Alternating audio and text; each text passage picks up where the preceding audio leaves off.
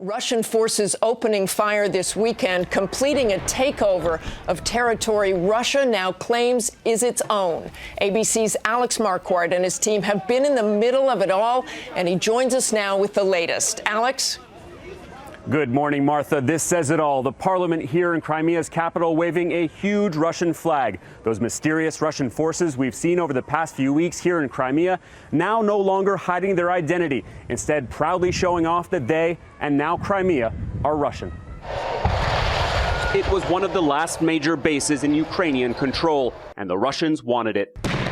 Firing warning shots and sound grenades, special forces on Saturday fanned out across Belbek base. This is a very tense standoff between those Russian special forces right there, the Ukrainian soldiers right here who have turned their backs on the Russians, refusing to surrender, but they may soon not have a choice.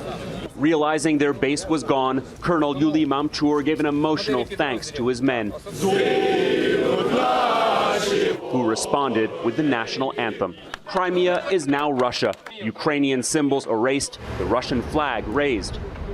The United States and Europe have refused to recognize Russia's takeover, imposing the toughest sanctions on Russia since the Cold War and threatening more. The latest White House targets 20 officials, including several in President Putin's innermost circle.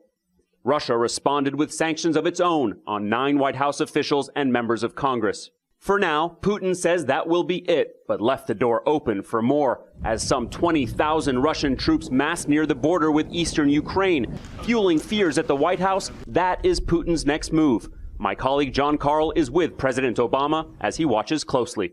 Good morning, Alex. I'm here at Andrews Air Force Base. Well, I will soon be heading out on President Obama's trip to Europe.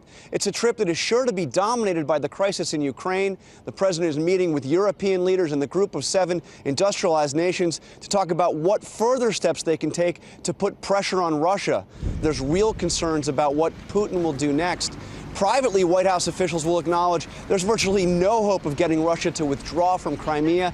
This is all about trying to prevent Putin from going any further. And the big picture here is there has been a fundamental change in U.S.-Russian relations, now at their worst point since the Cold War, and unlikely to improve anytime soon.